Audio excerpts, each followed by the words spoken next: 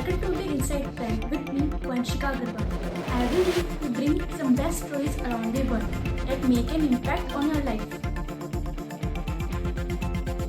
This week on Inside Trend, heat up in India, Maldives relations and the Lakshadweep.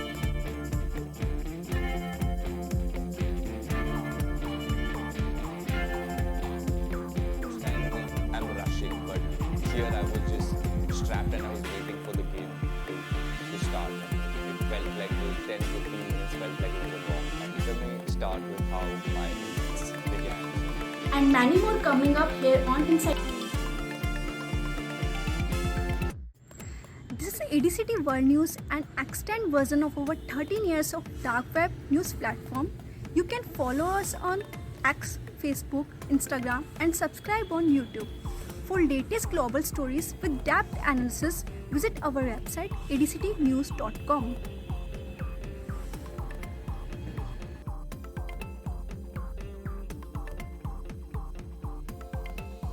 Welcome to the latest episode of Inside Trend with me, Vanshika Agarwal. Kindly join us on X, Instagram and YouTube and visit our website for latest stories. And now today we start with our cover story.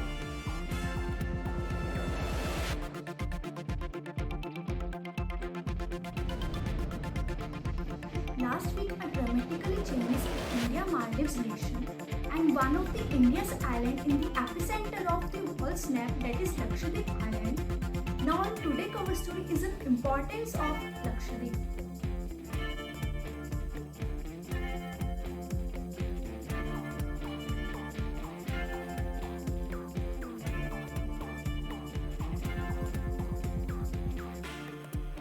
Because we have foreign military troops here. It happens to be from India. The point is we don't want any foreign military boots to be in the Maldivian soil. That's it. The people of the Maldives don't want any foreign military presence to be in our country.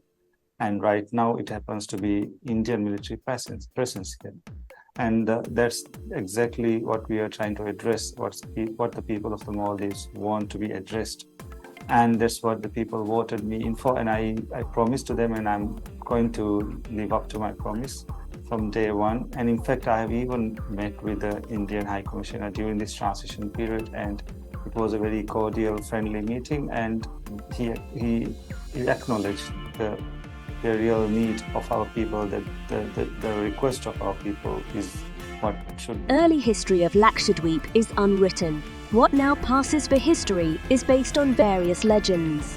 Local traditions attribute the first settlement on these islands to the period of Chairman Perumal, the last king of Kerala. It is believed that after his conversion to Islam, at the behest of some Arab merchants, he slipped out of his capital Cranganore, the present-day Kodungallur, an old harbour town Kochi. When his disappearance was discovered, search parties went after him in sailing boats and left for the shores of Mecca in search of the king from different places. It is believed that one of these sailing boats of Raja of Cannanore was struck by a fierce storm, and they were shipwrecked on the island, now known as Bangaram.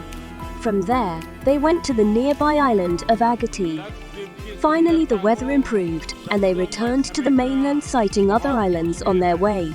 It is said that after their return, another party of sailors and soldiers discovered the island of Amini and started living there. It is believed that the people sent there were Hindus. Even now, unmistakable Hindu social stratification exists in these islands despite Islam. Legends say that small settlements started in the islands of Amini, Kavarati, Androt and Kalpini first, and later people from these islands moved to the other islands of Agati, Kiltan, Chetlat and Kadma. This legend of Chairman Perumal is not, however, substantiated. The advent of Islam dates back to the 7th century around the year 41 Hijra. It is universally believed that once in Ubaydullah, while praying at Mecca, fell asleep. He dreamt that Prophet Muhammad wanted him to go to Jeddah and take a ship from there to go to distant places. Thus, he left Jeddah, but after sailing for months, a storm wrecked his ship near these small islands. Floating on a plank, he was swept ashore on the island of Amini. He fell asleep there, but again dreamt of the Prophet, asking him to propagate Islam in that island. Ubaydullah started doing so. But this enraged the headman of the island and he ordered his exit at once. Saint Ubaydullah stood firm. Meanwhile, a young woman fell in love with him. He gave her the name Hamadat Bibi. This further offended the headman and he decided to kill him. It is said that the headman and his henchmen surrounded Ubaydullah and his wife to kill them. At once Saint Ubaydullah called up on the Almighty and the people were struck blind. At this time Saint Ubaydullah and his wife disappeared, and as soon as they left the island people regained their eyesight. From Amini Saint Ubaydullah arrived at Androt, where he met with similar opposition, but he succeeded finally in converting the people to Islam. He next went to other islands and successfully propagated Islam and returned to Androt, where he died and was buried. The grave of Saint Ubaydullah is today a sacred place. Preachers from Androt respected deeply in far-off lands like Sri Lanka, Malaysia, Burma. It is a marabout or maqbara. The arrival of the Portuguese in India again made Lakshdweep an important place for seafarers. It was also the beginning of years of plunder for the islands. The finely spun coir was much sought after for ships, so the Portuguese started looting island vessels. They forcibly landed at Amini to procure coir sometime in the early 16th century, but it is said that the people killed all the invaders by poisoning, ending the Portuguese in. Even after the conversion of the entire islands to Islam, sovereignty remained in the hands of the Hindu Raja of Shirakkal for some years, and from the hands of the Shirakkal Raja, the administration of the island passed on to the Muslim house of Arakkal of Kannanur around the middle of the 16th century. The Arakkal rule was oppressive and unbearable, so sometime in the year 1783, some islanders from Amini took courage and went to Tipu Sultan at Mangalore and requested him to take over the administration of Amini group of islands. Tipu Sultan, at that time, was on friendly terms with Bibi of Arakkal, and after deliberations, the islands of Amini group were handed over to him. Thus the island's suzerainty came to be divided as 5 came under the rule of Tipu Sultan and the rest continued under Arakkal House. After the Battle of Seringapatam in 1799, the islands were annexed to the British East India Company and were administered from Mangalore. In 1847, a severe cyclone hit the island of Androt, and Raja of Shirakkal decided to visit the island in order to assess the damages and for distributing relief. An officer of the East India Company, Sir William Robinson, volunteered to accompany him. On reaching Androt, the Raja found it difficult to meet all the demands of the people.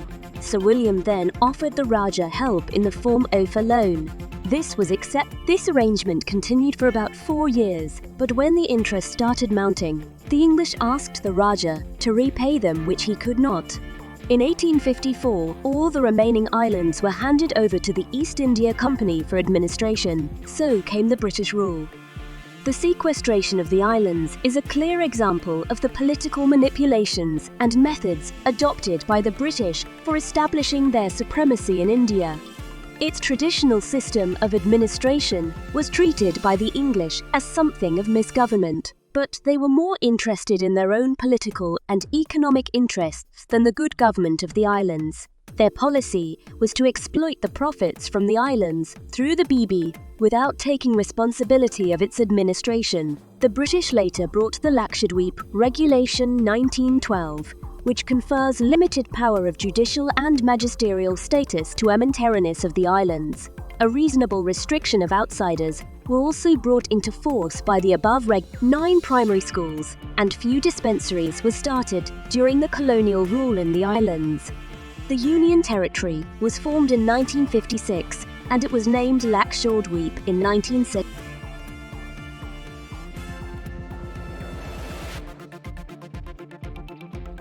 We have just talked about India's island Lakshadweep. Now it's time to move to another island country in Asia, that is Taiwan.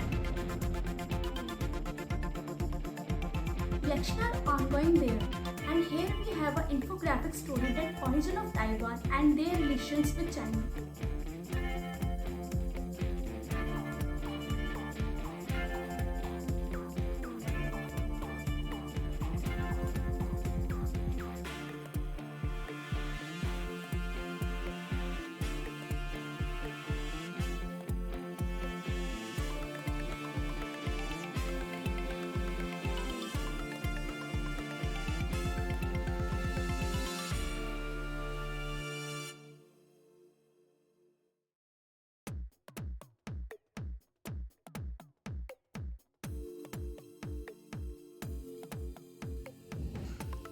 US strikes Yemen again after Houthi rebels threaten ships in Red Sea. Here is the more update in this report from Middle East.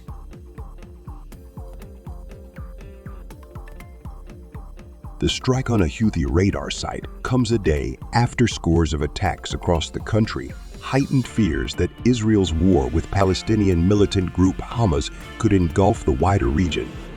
The Iran-backed militant's official media earlier said the Al-Daylami airbase in Yemen's rebel-held capital of Sana'a had been struck. The Houthis, who have carried out weeks of attacks on Israel-linked shipping in protest of the Israel-Hamas war, warned that US and British interests were legitimate targets after the first volley of strikes. Britain, the United States, and 8 allies said strikes carried out on Friday had aimed to de-escalate tensions, but the Houthis vowed to continue their attacks. All American-British interests have become legitimate targets following the strikes, the rebels' Supreme Political Council said. Hussein Alezi, the rebels' deputy foreign minister, said the United States and Britain would have to prepare to pay a heavy price. The rebels have controlled much of Yemen since a civil war erupted in 2014 and are part of an Iran-backed axis of resistance against Israel and its ally. Violence involving Iran-aligned groups in Yemen, Lebanon, Iraq, and Syria has surged since the war in Gaza began in early October. Chief Antonio Guterres called on all sides not to escalate in the interest of regional peace and stability. His spokesman, Stéphane Dujarric, said, "The UN Security Council held an emergency meeting on the strikes Friday, days after adopting a resolution demanding the Houthis immediately stop their attacks on ships. At the meeting, US Ambassador Linda Thomas-Greenfield warned that no ship was safe from the threat posed by Houthi rebels to shipping in the Red Sea. Russian Ambassador Vasily Nebenzia denounced the blatant armed aggression against the entire population of the country. The Houthis have intensified attacks on what they deem Israeli-linked shipping in the Red Sea, through which 12% of global maritime trade normally passes since Hamas's unprecedented attack on Israel triggered the Gaza war on October 7. The United States and Britain launched strikes on Friday that targeted nearly 30 locations using more than 150 munitions. US General Douglas Sims said, updating earlier figures, and President Joe Biden said he did not believe there were civilian casualties. Biden called the strikes a successful defensive action after the unprecedented Red Sea attacks and said he would act again if the Houthis continued their outrageous behavior. British Prime Minister Rishi Sunak said the Houthis' breach of international law warranted the strong signal, with his government publishing its legal position justifying the strikes as lawful and proportionate. But Nasser Kanani, spokesman for Iran's foreign ministry, said the Western strikes would fuel insecurity and instability in the region while diverting attention from Gaza. The Houthis fired at least one anti-ship ballistic missile in retaliation on Friday that caused no damage, according to Sims. The United States said it did not seek conflict with Iran, with National Security Council spokesman John Kirby telling MSNBC there was no reason for an Middle East.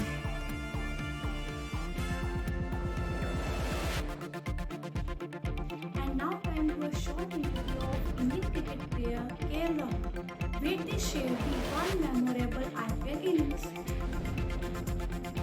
I'm KL Rahul, and this is the story of that one inning.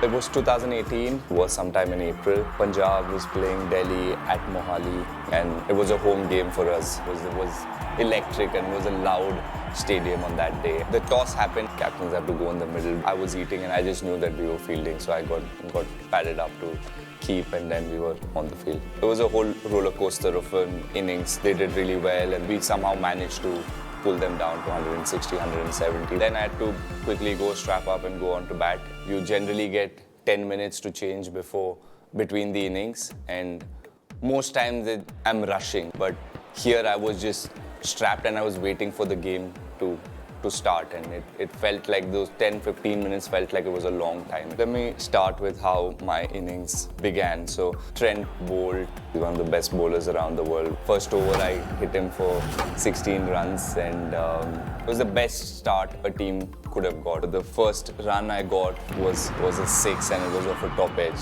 It wasn't a very controlled shot. I hit a 6, and then the next ball I again hit a 4. Each time I remember my uncle was playing with me, kept coming up to me and saying, okay, we've got enough, do you want to slow down? And he said that 2-3 times. I kept telling him, do not talk to me today, let me just be.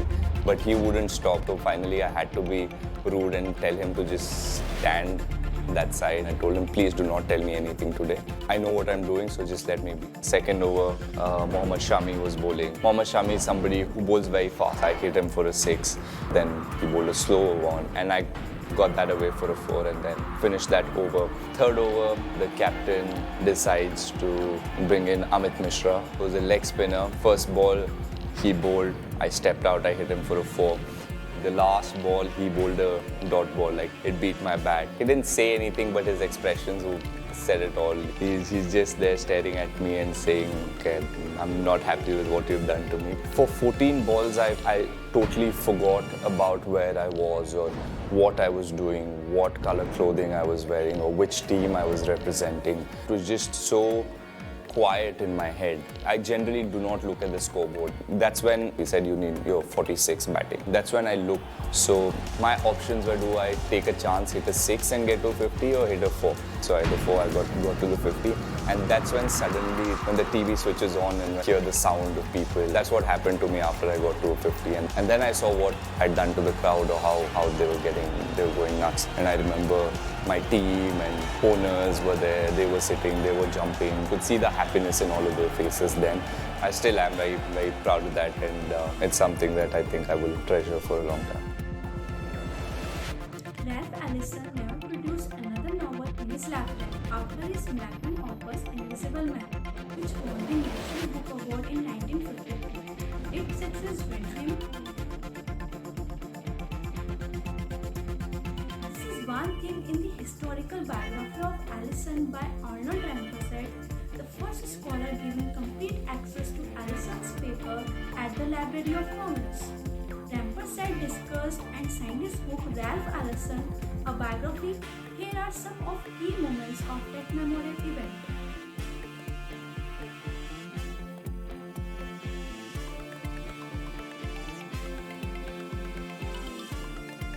For trouble, if you think that you're going to easily surpass such a what is I think a masterpiece.